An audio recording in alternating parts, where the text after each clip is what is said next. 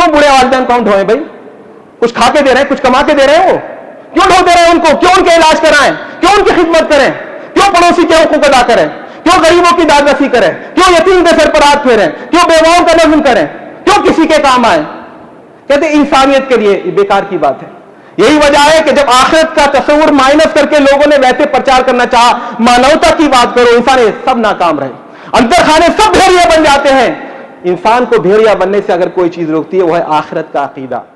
इन्नल हम्दुलिल्लाह नहमदुहु व नस्तईनुहु व नस्तगफिरुहु व नु'मिनु बिही व नतवक्कलु अलैहि व नऊज़ु बिल्लाहि मिन शुरूरि अनफुसिना व मिन सय्यिआति अमालिना मन यहदिहिल्लाहु फला मुदिल्ल लहु व मन युज़लिल फला हादिय लहु व नशहदु अन ला इलाहा इल्लल्लाहु वहदहु ला शरीका लहु व नशहदु अन्न मुहम्मदन अब्दुहु व रसूलुहु व बाद। वक़द क़ाल अल्लाहु तबारक व तआला फ़िल क़ुरानिल मजीद वल फ़ुरक़ानिल हमीद अऊज़ु बिल्लाहि मिनश शैतानिर रजीम बिस्मिल्लाहिर रहमानिर रहीम ज़अमल लज़ीना कफ़रू अल्लन युबअसू क़ुल बला व रब्बी लतुबअसुन्ना सुम्मा लतुनब्बउन्ना बिमा अमिलतुम व ज़ालिका अलल्लाहि यसीर फ़ामिनू बिल्लाहि व रसूलिहि वन नूरिल लज़ी अंज़लना वल्लाहु बिमा तअमलून खबीर। सदक़ल्लाहुल अज़ीम। रब्बि इश्रह ली सदरी व यस्सिर ली अमरी वहलुल उक़दतम मिन लिसानी यफ़क़हू क़ौली आमीन या रब्बल आलमीन। मोहतरम बुजुर्गों, दोस्तों और साथियों, कुरान करीम की जो आयत मैंने आपके सामने पढ़ी, इसमें अल्लाह रब्बुल इज़्ज़त फरमाता है, काफिरों का ये दावा है कि मरने के बाद दोबारा जिंदा नहीं किए जाएंगे। उनका ये कहना है कि फर्स्ट एंड लास्ट बस यही जिंदगी है। कुल बला व रब्बी, आप कह दीजिए क्यों नहीं जिंदा किए जाओगे भाई? कसम है मेरे रब की, लतुबअसुन्ना, तुम जरूर दोबारा जिंदा किए जाओगे। सुम्मा लतुनब्बउन्ना बिमा अमिलतुम, और जो कुछ भी तुमने दुनिया में किया उस सबको एक एक को बताया जाएगा, दिखाया जाएगा, रटाया जाएगा, एतराफ कराया जाएगा। और ऐसा करना अल्लाह के लिए आसान है। तो ऐ लोगों, तुम ईमान लाओ अल्लाह पर, फ़ामिनू बिल्लाहि व रसूली, और उसके रसूल पर और उस नूर पर, शरीयत की शक्ल में, कुरान मजीद की शक्ल में, दीन हिदायत की शक्ल में जो हमने नाजिल किया है अपने पैगंबर पर, उसकी पैरवी करो, उस पर ईमान लाओ। और जो कुछ भी तुम करते हो अल्लाह उससे पूरी तरह बाखबर है। इंसान की फितरत मेरे मोहतरम बुजुर्गों, दोस्तों, साथियों, कुछ ऐसी बनी है कि वो खुशी से खुश होता है, गम से रंजीदा होता है, मगर खुशी के झोंके में या खुशी के सैलाब में ये भूल जाता है कि नेमत किसने दी है, कहां से आई है, क्यों मिल गई है।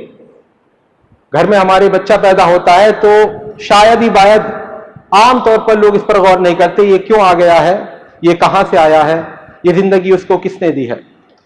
अलबत्ता गम उसे ज्यादा अखरता है, गम उसको ज्यादा कचोके मारता है, इसलिए मौत का सदमा उसे याद रहता है और उसको झटका देता है, उसको रिमाइंड कराता है कि एक दिन मेरा भी ये अंजाम होना है, मुझको भी यहां से जाना है। तो हर जमाने में इंसानों ने मौत के मसले पर गौर किया, चाहे वो आम हो या खास हो, चाहे वो आलिम हो या जाहिल हो, अपनी अपनी राय लोगों ने बनाई। उनमें एक गिरोह ये कहता था कि बस मरने के बाद कुछ नहीं है, डोर क्लोज्ड, अब इसके आगे ना कोई जन्नत है ना कोई दोज़ख है। मा हिया इल्ला हयातुना दुनिया नमूतु व नहया व मा युहलिकुना इल्ला दहर, ये जिंदगी है, बस यही जिंदगी है, दुनिया की जिंदगी, हम जीते हैं, मरते हैं, बस यहां फना हो जाते हैं और बस जमाने की गर्दिश हमें खत्म कर देती है। इसके बाद ना दोज़ख है, ना परलोक है, ना रिजरेक्शन है, ना हेराफ्टर है, ना आखिरत है, कुछ नहीं है। व इज़ा क़ीला इन्ना वअदल्लाहि हक़्क़ुन, जब कहा जाता है कि अल्लाह का वादा सच्चा है, व अन्ना अस्साअता ला रैब फ़ीहा, और कयामत के आने में कोई शक नहीं है, कुल तुम कहते हो मा नदरी मस्सा, ये कयामत किस चिड़िया का नाम है हमें नहीं पता, इन नज़ुन्नु इल्ला ज़न्नन व मा नहनु बिमुस्तयक़िनीन। हाँ, लोग कह रहे हैं, हाँ कुछ कम्युनिटी के लोग हैं, कुछ मुल्ला मौलवी लोग हैं, वो कहते रहते हैं इन नज़ुन्नु इल्ला ज़न्नन, कभी कभी दिल में ख्याल आता है मगर यकीन नहीं है हमें। तो एक टाइप के लोग हैं जो कहते हैं इसके बाद कोई जिंदगी नहीं है। दूसरे टाइप के वो लोग हैं जो कहते हैं यहां दोबारा जन्म होगा, तनासुख बिल अरवाह, रिसाइकिल ऑफ बर्थ, आवागमन, पुनर्जन्म होता रहेगा, बस एक चक्कर है जो चलता रहेगा।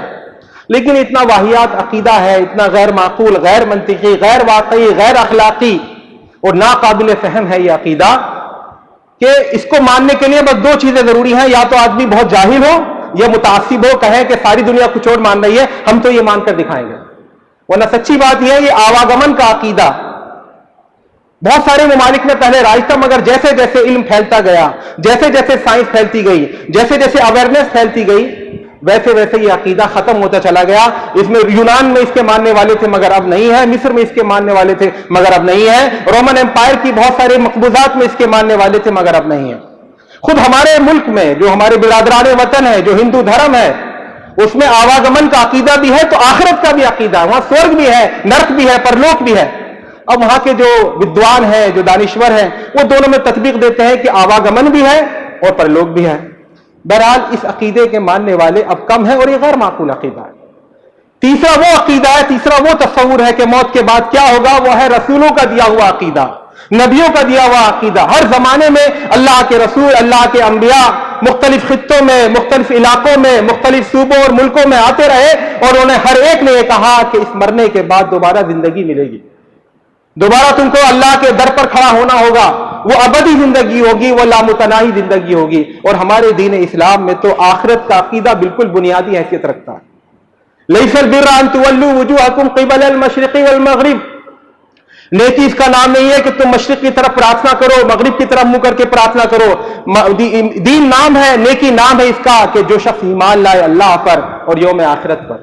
آخرت کے عقیدے کے بغیر کوئی شخص مومن نہیں ہو سکتا. ثم انکم بعد ذلک لمیتون ثم انکم یوم القیامت تبعثون، پھر اس سب کے بعد تمہیں ایک نہ ایک دن مرنا ہے اور پھر ایک نہ ایک دن قیامت کرو، تم سب کو زندہ اڑنا ہے. میرے بھائیو، دوستو اور ساتھیو، آخرت کا یہ عقیدہ، مرنے کے بعد کی زندگی کا یہ تصور اسلام نے پیش کیا ہے. قرآن کریم نے اس کی تاکید کی ہے. قرآن کریم نے اس بارے میں متعدد دلائل دی ہیں. قرآن کے دلائل کے بارے میں پہلی بات یہ سمجھ لیجئے کہ قرآن کے دلائل کامن سینس سے تعلق رکھتے ہیں، کہ قرآن صرف پڑھے لکھوں کے لیے نہیں آیا، سائنسدانوں کے لیے نہیں آیا، فلاسفہ کے لیے نہیں آیا، بہت گہری باتیں سمجھنے والوں کے لیے نہیں آیا. قرآن پوری نوع انسانی کے لیے ہے. تو اس میں جو دلائل دیے گئے وہ کامن سینس کے دلائل ہیں جو ہر آدمی کی سمجھ میں آ جاتے ہیں، چاہے وہ پڑھا لکھا ہو چاہے وہ ان پڑھ ہو. البتہ جب کوئی پڑھا لکھا شخص ان دلائل پر غور کرتا ہے، اپنے میدان اختصاص کی روشنی میں، اپنی خاص فنی معلومات کی روشنی میں جب ان پر غور و فکر کرتا ہے تو اس کے سامنے اعجاز کے، اس کے سامنے اللہ رب العزت کی وحدانیت کے، اللہ رب العزت کی قدرت کے، اللہ رب العزت کے کلام کے گہرائیوں کے نئے نئے دروازے کھل جاتے ہیں. تو قرآن کریم جو پہلی دلیل اس بارے میں پیش کرتا ہے کہ مرنے کے بعد زندگی ہے، وہ یہ ہے کہ ایک بچہ جب تقریر کرتا ہے پہلی بار یاد کر کے تو کہیں بھول جاتا ہے، کہیں الفاظ غلط بول دیتا ہے، کہیں گھبراتا ہے. مگر اسی بچے سے کہا جائے آج تم نے تقریر کری، کل دوبارہ کرو، تو دوسری بار تقریر کرنا اس کے لیے آسان ہوگا. ایک مستری مکان بناتا ہے، ایک بڑھئی ایک کرسی بناتا ہے، اس سے کہا جائے ایسی کرسی اور ایسا مکان دوبارہ بنا دو تو زیادہ آسانی سے اور زیادہ مہارت سے اور زیادہ عمدگی سے اور زیادہ بہترائی سے اس کو بنا سکتا ہے. یہ کامن سینس کی بات ہے. اللہ رب العزت کہہ رہا ہے، یہ آسمان و زمین کو دیکھو کس نے بنایا ہے، یہ اللہ رب العزت نے بنایا ہے. وَهُوَ الَّذِي يَبْدَأُ الْخَلْقَ ثُمَّ يُعِيدُهُ وَهُوَ أَهْوَنُ عَلَيْهِ، وہی ہے جس نے تخلیق کا آغاز کیا ہے اور وہی ہے جو دوبارہ تخلیق کرے گا، اور دوبارہ تخلیق کرنا اس کے لیے آسان ہے. وَلَهُ الْمَثَلُ الْأَعْلَى فِي السَّمَاوَاتِ وَالْأَرْضِ، آسمان اور زمین میں اس کی دی گئی مثال سب سے بہترین مثال ہے. وَهُوَ الْعَزِيزُ الْحَكِيمُ، اور وہ زبردست ہے، وہ حکمت والا ہے. انسان کہتا ہے ہم مر جائیں گے، سڑ گل جائیں گے، دوبارہ کیسے زندہ ہوں گے؟ اولم ير الانسان انا خلقناه من نطفه فاذا هو خصيم مبين، انسان یہ نہیں دیکھتا کہ ہم نے اس کو پانی کی بوند سے، قطرہ منی سے پیدا کیا مگر وہ بڑا ہو کر کے بڑا جھگڑالو بن گیا. وضرب لنا مثلا ونسي خلقه، ہمارے لیے مثالیں دیتا ہے اور اپنی تخلیق کو بھول جاتا ہے. قال من يحيي العظام وهي رميم، کہتا ہے ہڈیاں جب بوسیدہ ہو جائیں گی، گل سڑ جائیں گی، مٹی میں مل جائیں گی، انہیں دوبارہ کون زندہ کرے گا؟ اللہ فرماتا ہے قل يحيي الذي انشأها اول مرہ، آپ کہہ دیجئے کہ ان ہڈیوں کو وہی اللہ رب العزت دوبارہ زندہ کرے گا جس نے پہلی بار ان کو پیدا کیا ہے. وہ بكل خلق علیم، اور وہ ہر تخلیق سے واقف ہے. تم کیا سمجھتے ہو کہ اللہ تعالیٰ ایک بار پیدا کر کے تھک گیا؟ افعینا بالخلق الاول، ہم ایک بار پیدا کر کے تھک گئے، عاجز اور درماندہ ہو گئے؟ بل ہم فی لبس من خلق جدید، نامعقول بات ہے کہ ایک بار جو پیدا کر سکتا ہے وہ دوبارہ پیدا نہیں کر سکتا. نامعقول بات ہے کہ ایک بار جو بنا سکتا ہے وہ دوبارہ نہیں بنا سکتا. تو بلکہ یہ اصل بات یہ ہے ان کے دلوں میں کانٹا لگا ہوا ہے کہ دوبارہ کیسے زندہ ہوں گے، کنفیوژن میں پڑے ہوئے. اولم یروا کیف یبدئ اللہ الخلق ثم یعیدہ، کیا یہ لوگ نہیں دیکھتے کہ کیسے اللہ تعالیٰ تخلیق کا آغاز کرتا ہے اور پھر وہ دوبارہ اس کی اعادہ کرے گا؟ ان ذالک علی اللہ یسیر، یہ اللہ کے لیے بڑی آسان بات ہے۔ تو پہلی جو دلیل قرآن کریم دیتا ہے وہ ہے اللہ نے پیدا کیا ہے تو وہ دوبارہ بھی پیدا کر سکتا ہے، اور کہ اللہ نے پیدا نہیں کیا تو اس کے لیے دوسری بات ہے۔ کوئی یہ نہیں کہتا ام خلقوا من شیء من غیر شیء او هم الخالقون، کیا یہ یوں ہی پیدا ہو گئے یا خود انہوں نے اپنے آپ کو پیدا کیا ہے؟ ایسا نہیں ہے، اللہ نے پیدا کیا۔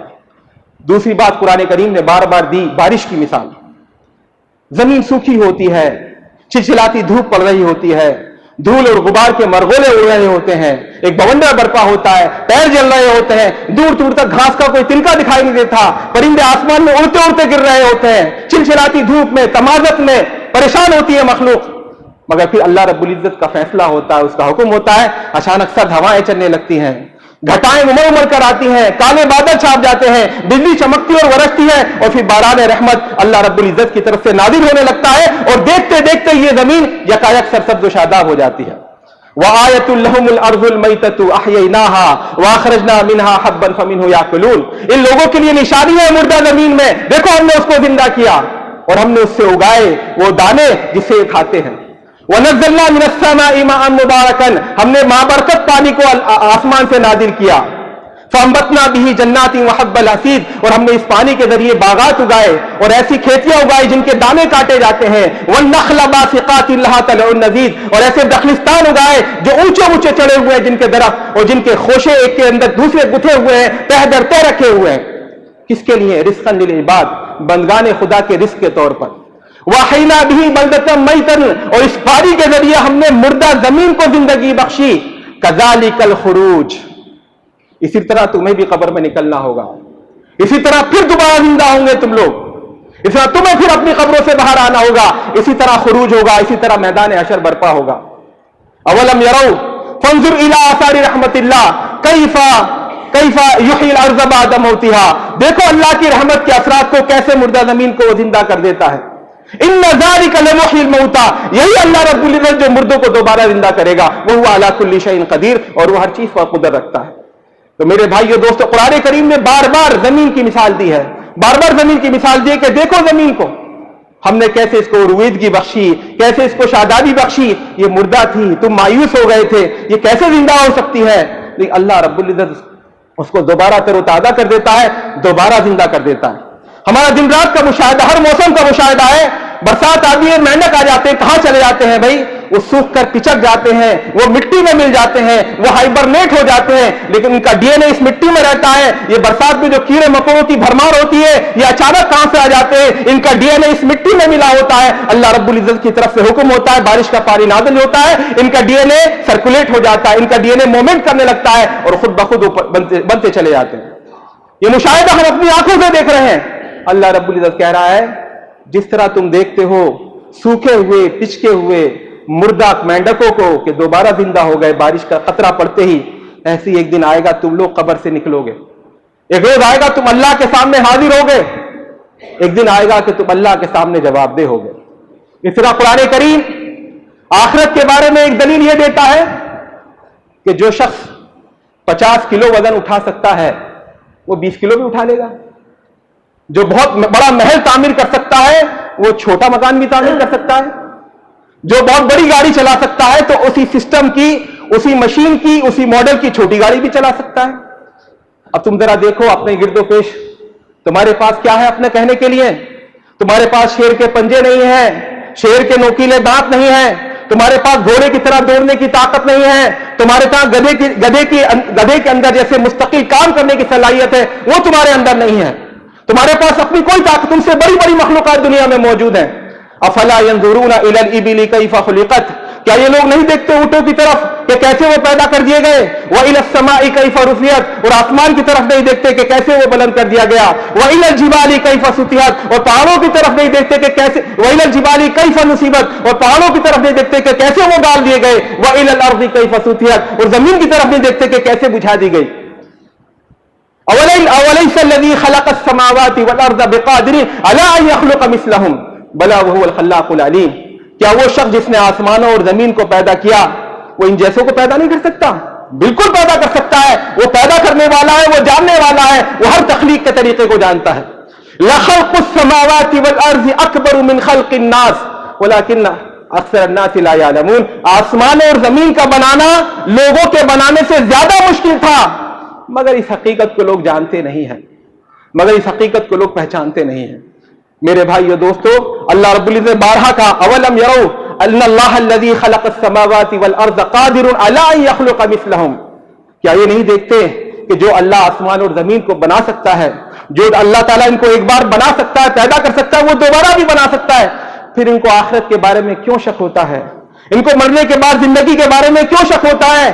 یہ ان کی معقولیت کیوں ہے؟ یہ ان کی حماقت کیوں ہے؟ میرے بھائیو دوستو اور ساتھیو, قرآن کریم نے موت کے بعد کی زندگی کی اخلاقی دلیل بھی دی ہے. اخلاقی دلیل کیا دی ہے؟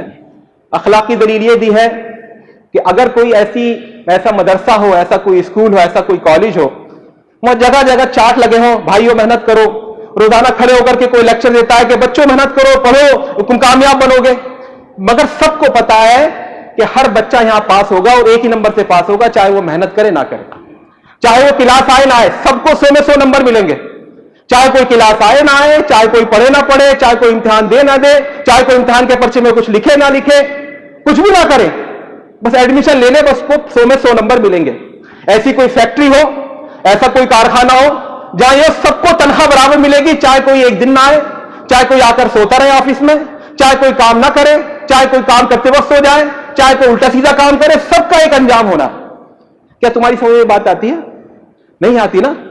تو پھر جب تم کہتے ہو کہ ایسا کوئی اسکول نہیں ہونا چاہیے, ہر ایک کی محنت کے حساب سے اس کو بدلہ دیا جانا چاہیے, جب تم جانتے ہو کہ ایسا کوئی فیکٹری, ایسی کوئی کارخانہ نہیں ہونا چاہیے جہاں بس اندھا قانون چل رہا ہو, تو تم اپنی دنیا کے بارے میں کیوں سمجھتے ہو کہ یہاں اندھا قانون ہے؟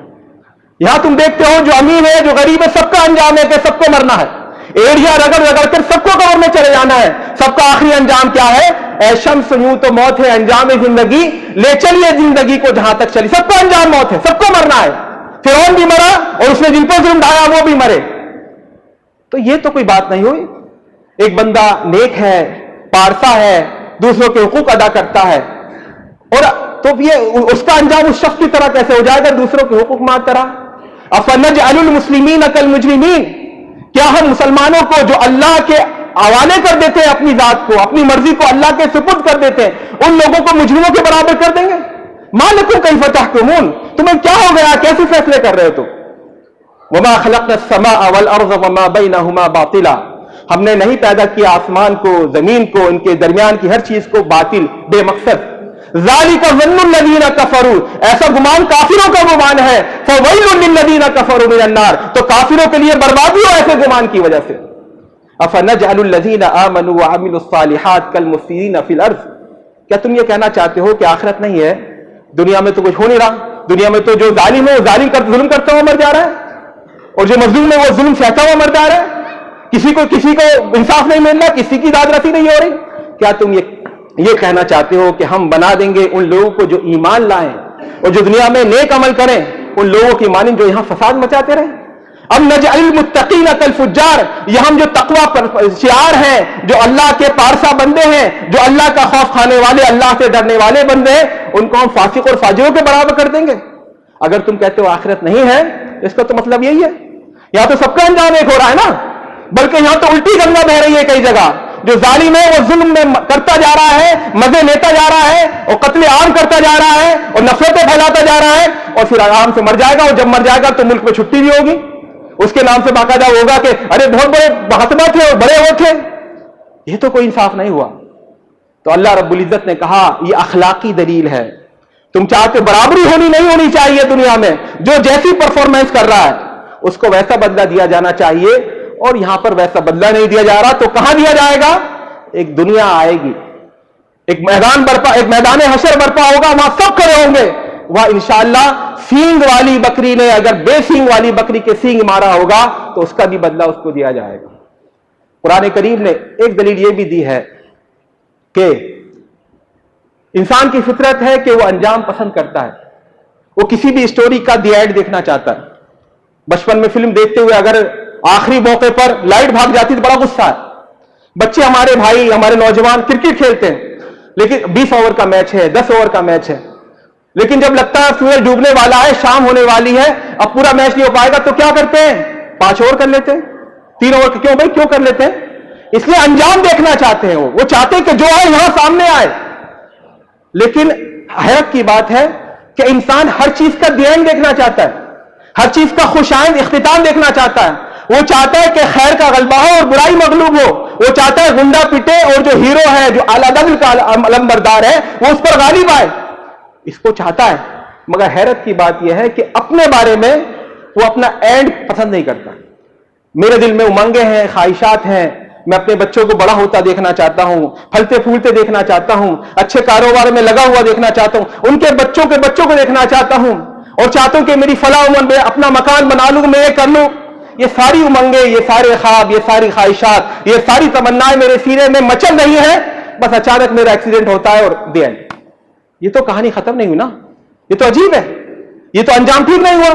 تو تم خود کہتے ہو کہ ہر کہانی کا انجام ہونا چاہیے اور انجام خوشائند ہونا چاہیے. وما خلقنا السماء والارض وما بينهما لاعبين. یہ کھیل تماشا نہیں چل رہا دنیا میں.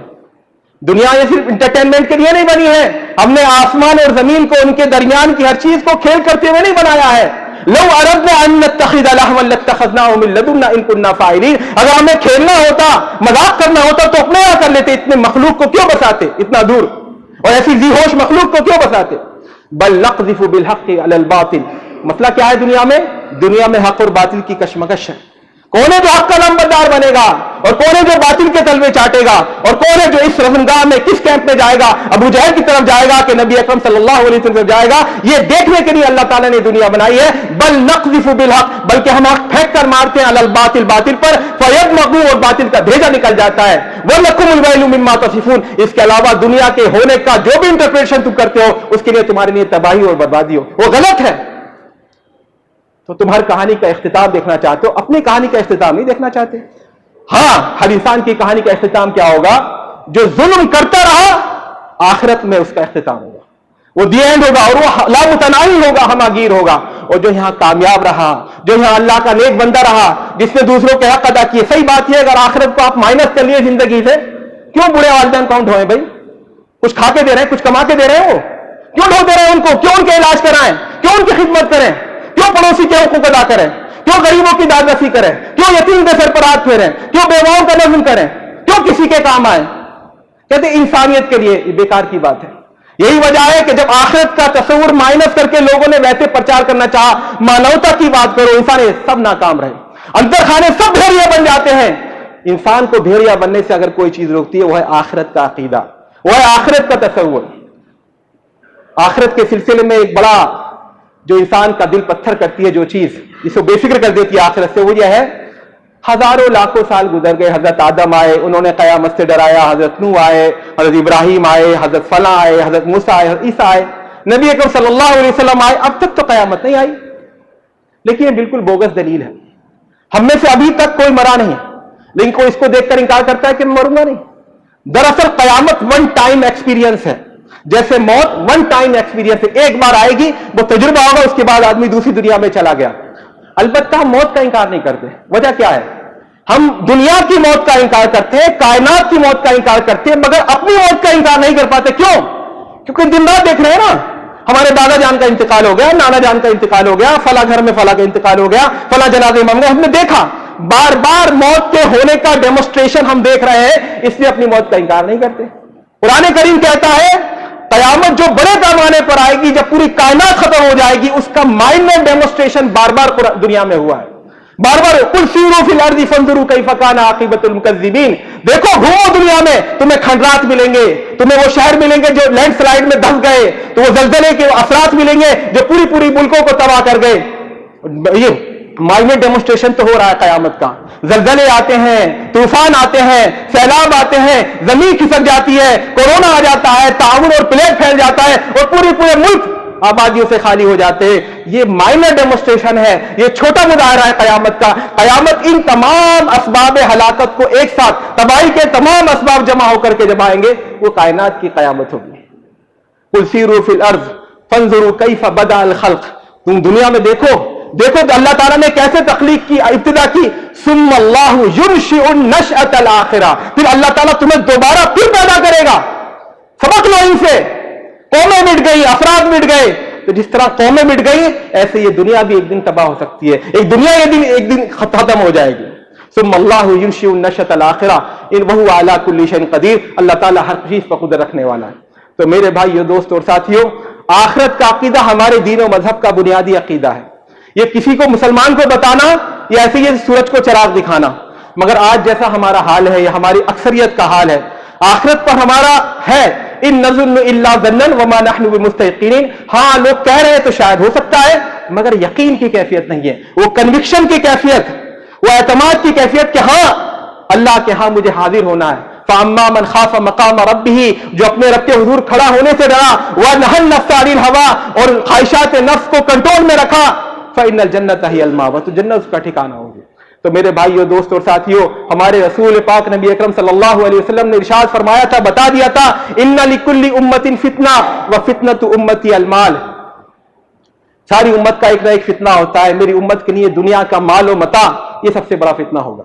آپ نے فرمایا اتت الآخرۃ مقبلۃ وولت الدنیا مدبرۃ، دیکھو آخرت منہ اٹھائے چلی آ رہی ہے اور دنیا پیٹ پھیر کر چلی جا رہی ہے، وان لکل واحد منہما ابناء، اور دنیا اور آخرت دونوں میں سے ہر ایک کی کچھ اولادیں ہیں، فکونوا من ابناء الآخرہ، تو تم آخرت کی اولاد بنو، آخرت کے بچے بنو، ولا تکونوا من ابناء الدنیا، دنیا کے پرستار اور دنیا کے کتے یا دنیا کے پیچھے بھاگنے والے مت بنو۔